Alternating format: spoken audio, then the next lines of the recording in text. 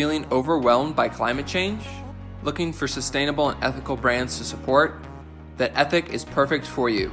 Ethic is a simple browser extension that helps you find sustainable and ethical brands online.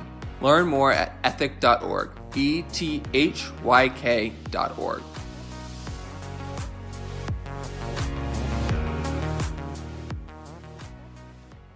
This episode is brought to you by Indeed. When your computer breaks, you don't wait for it to magically start working again. You fix the problem. So why wait to hire the people your company desperately needs? Use Indeed's sponsored jobs to hire top talent fast. And even better, you only pay for results. There's no need to wait. Speed up your hiring with a $75 sponsored job credit at Indeed.com/podcast. Terms and conditions apply.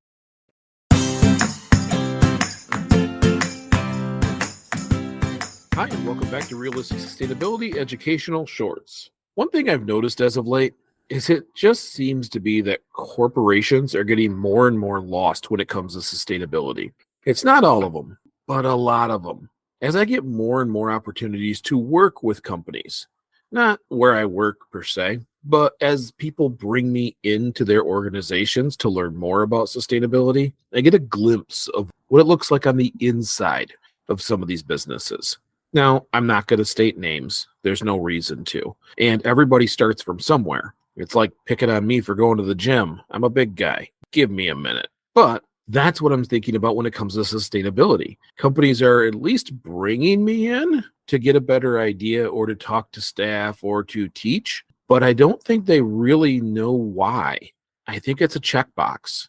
They write me a check, I come in, and they can check a little box that says, we brought a person in to talk about this. I don't get the feeling that most companies are actually attempting to make a change. I think they're just kind of following what they're supposed to do or what they think they're supposed to do. Now, again, don't let me sell you on the fact that it's been the experience everywhere. I have worked with other companies who get it, or at least seem to get it, but it's not the majority. What I find is that the sustainability teams are kind of like their marketing teams. I can tell you within a half hour of visiting a company or talking to leadership if they understand. First of all, did they take a person who understands sustainability, a fan of sustainability, and put them in charge of their sustainability department? Because if they did, that's what you're supposed to do. Most companies, it's part of marketing. You have a marketing manager who runs sustainability, and that is not going to work ever. I have heard all kinds of things. I've heard that they have to do these kinds of things because everybody else is doing them. They need to learn about sustainability so they don't get left behind in the movement. I've actually had people bring me in and say, what are the cheap things I can do and what will we get for PR on it? That's a complete misunderstanding of how it works. Yes, there are things you can do to reduce your cost, and there's some that are completely free, but a lot of those aren't going to put you on the news.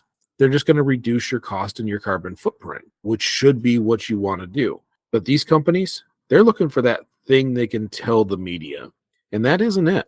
And a lot of times they don't like my answer, but the answer is true, that it's a long-term process, that you reduce cost, you reduce your carbon footprint over long periods of time. I've even heard town hall meetings where leaders stand on a stage and tell their employees that they're looking to move forward and being more green because they're forced to. So if you're questioning why, that's why.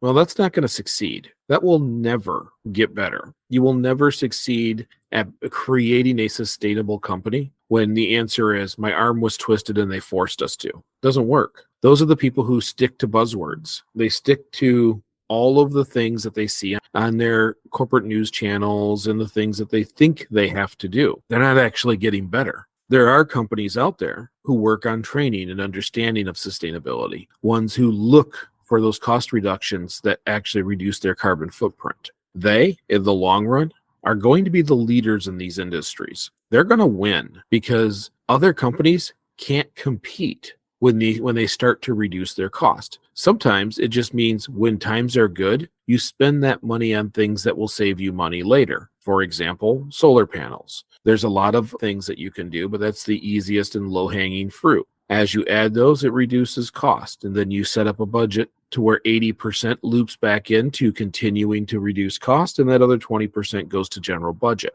And you do it over and over and over again, building your positive footprint in a sense, but it's a positive feedback cycle, helping you build your budget. Anyways, that's where a lot of this greenwashing comes from, I think. I think that it's just a lack of understanding. They think it's a fad that they have to be a part of, not just something that is a global need going forward. They don't see it as how it saves the company in the long run. They just don't understand the concept. They haven't hired those sustainability-minded experts. The leaders haven't been convinced. That's where we run into the problem. They can hire me to come in and talk to their staff, but then they check the box that says they did it, and they go on without changing actions. Because leadership is focused on just a handful of things. One of those is profitability, but without someone in their ear on a regular basis that understands sustainability or embodied energy, or even some basic engineering things, we constantly work on waste. We constantly work on wasted time and wasted energy.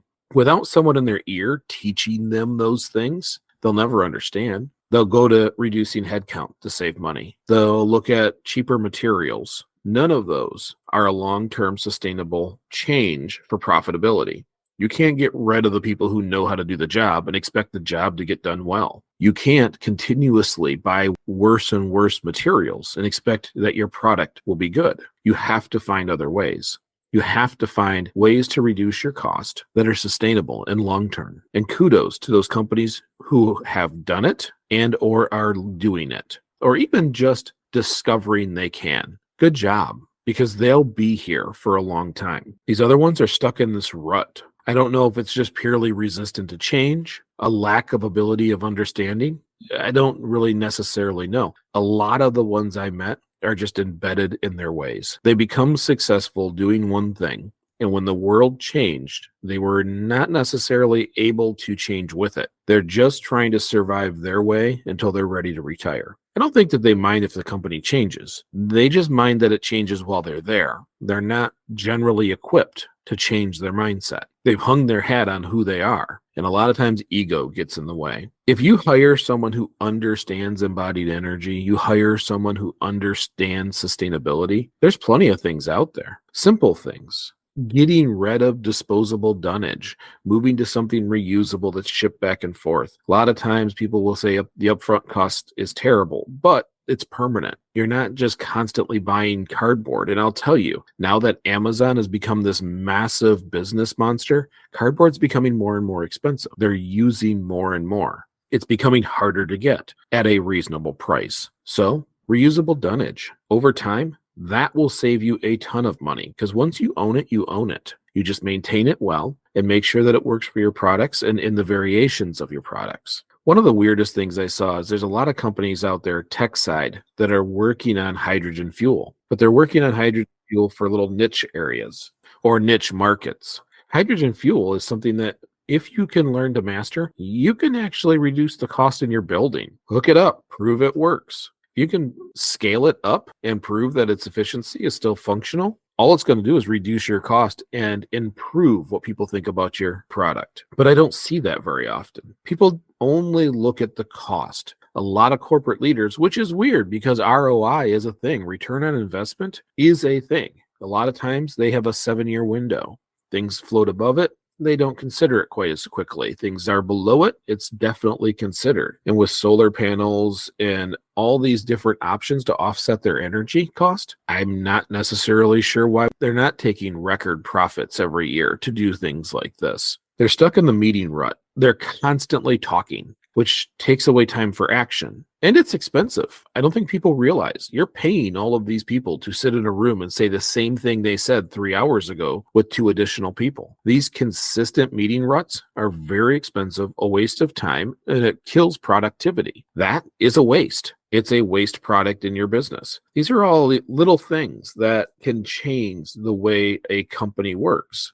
If you're not investing in education, and I don't mean the random, hey, don't do sexual assault kind of videos that you get in every corporation, or please don't steal, but I mean really educating, telling people, how do we save money? How do we get stronger as an organization? What are the things we can do when it comes to sustainability? Most companies don't care about their turnover, at least from what I've seen, or they're even actively getting people to leave. That's knowledge. You paid for all of that knowledge. And if you're not investing in knowledge on a regular basis, you're always going to be a little behind. There's so many silly and easy things. I've even had to tell companies, hey, two-sided printing on draft. You use half as much paper, you use a third of the ink. These are both energy-based items, they're a cost to you, and there's really no reason to waste it. How many people print large things on accident, walk over there, and it's all one-sided in dark, high-res ink? Doesn't need to happen. Set it as a default, and if someone needs it differently, they'll change it for that one print. These are low-hanging, easy things. These companies also ignore data. Did you know that it's starting to show that if you had employees who worked 4 days, and I don't mean 4 days long hours, I mean normal 8-hour shift, 4 days, they get more done because of that extra day off? Did you know that extra day of rest makes people more adamant in getting the things they need done in those 4 days? That the waste time in between, they just eliminate it and work through it, knowing that they get this extended weekend off. But it's ignored in most large corporations because they feel like they must have people there. They must have them in the building instead of working at home or whatever that reason is. They're just a little lost. And it's my hope that over time, companies start understanding. They understand the value of work from home for those who want to. It's a reduced cost. They don't have to have as large of buildings and as big of facilities and to buy all the things that people need. And it's cheaper. It's cheaper for the employee.